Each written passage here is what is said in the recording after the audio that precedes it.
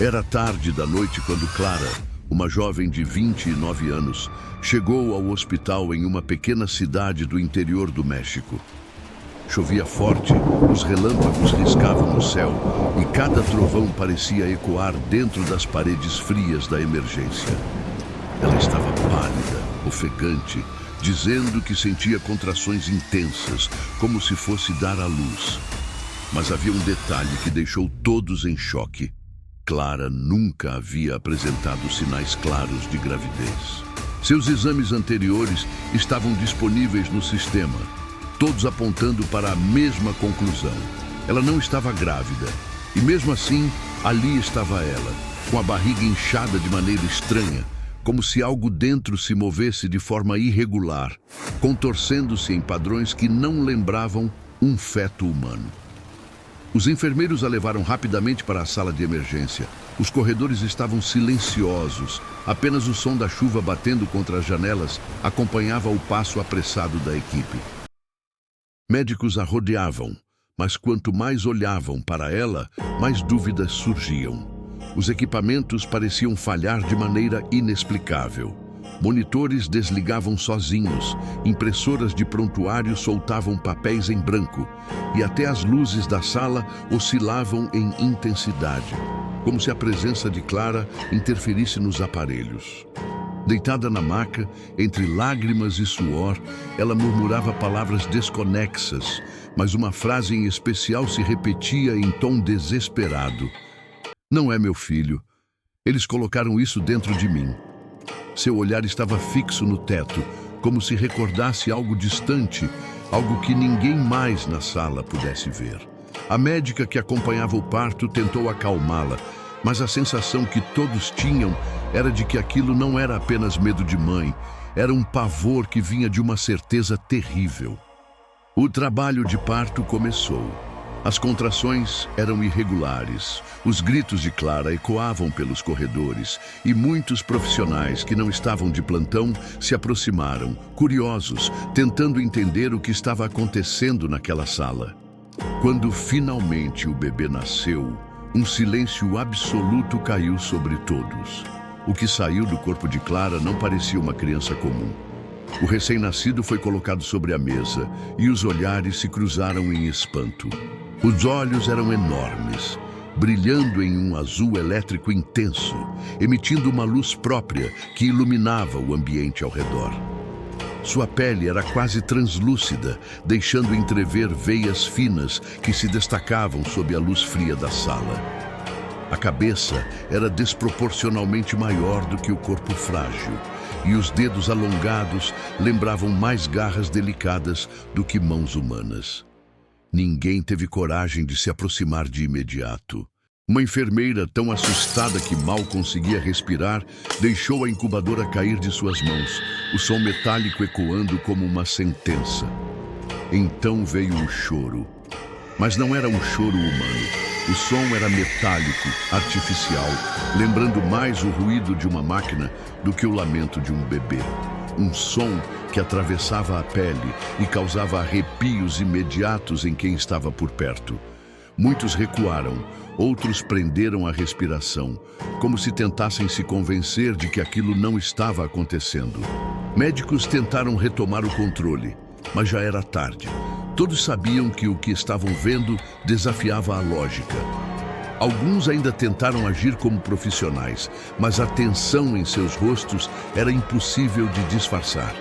Um deles, anos depois, diria em depoimento: "Eu vi claramente, aquilo não era humano, era uma mistura, um híbrido, algo que não deveria existir."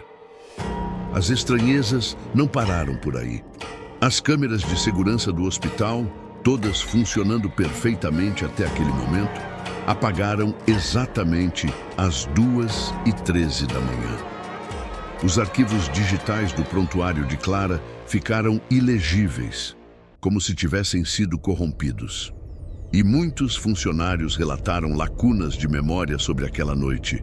Alguns lembravam apenas de flashes, o brilho nos olhos do bebê, a voz de Clara implorando por ajuda e aquele choro metálico que parecia ecoar dentro da cabeça de cada um. Clara, exausta, chorava compulsivamente. Repetia para todos que não era seu filho. Dizia que havia sido levada meses antes. Contava de uma madrugada em que acordou e viu luzes fortes atravessando as cortinas de seu quarto. Recordava apenas vultos, vozes distantes, uma sensação de paralisia.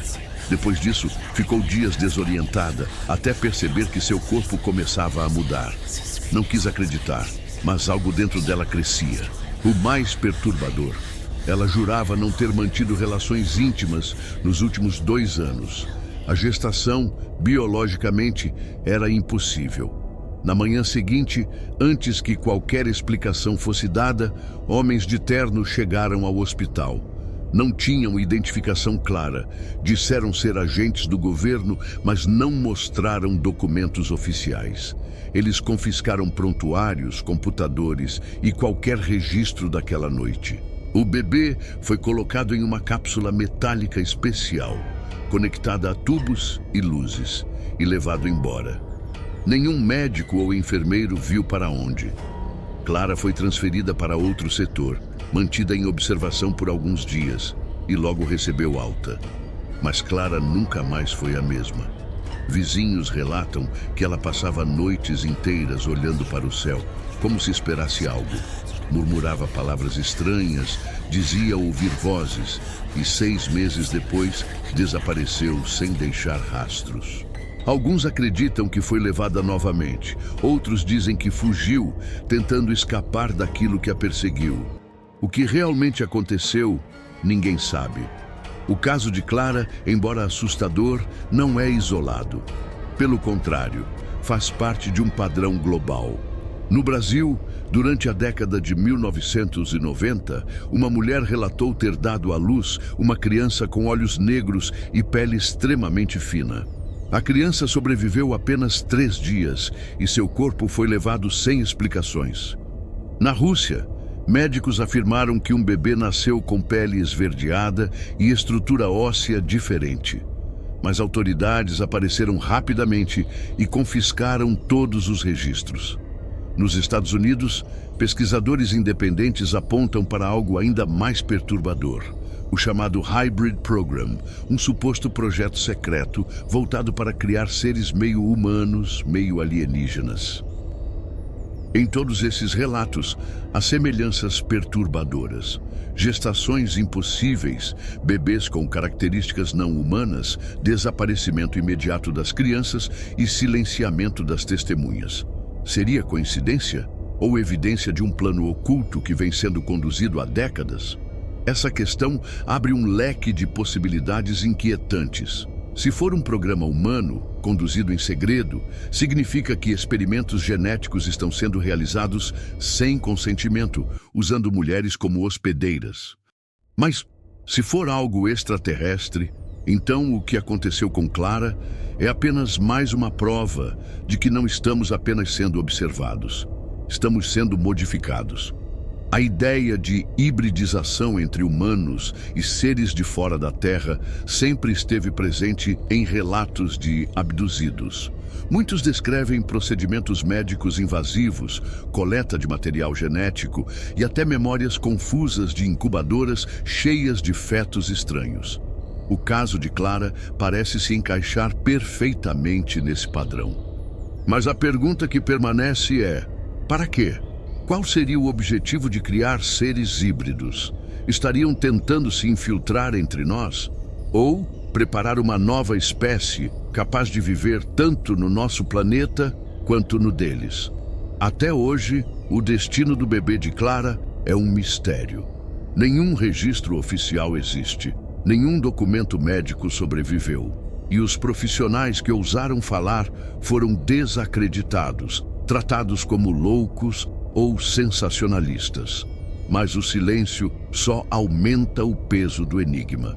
Seja abdução, mutação genética ou conspiração governamental, o caso continua ecoando como um dos relatos mais perturbadores do século. E talvez a parte mais assustadora seja a possibilidade de não ser único. Histórias semelhantes continuam surgindo em diferentes países, contadas por pessoas comuns, mães que juram terem dado à luz algo que não era humano.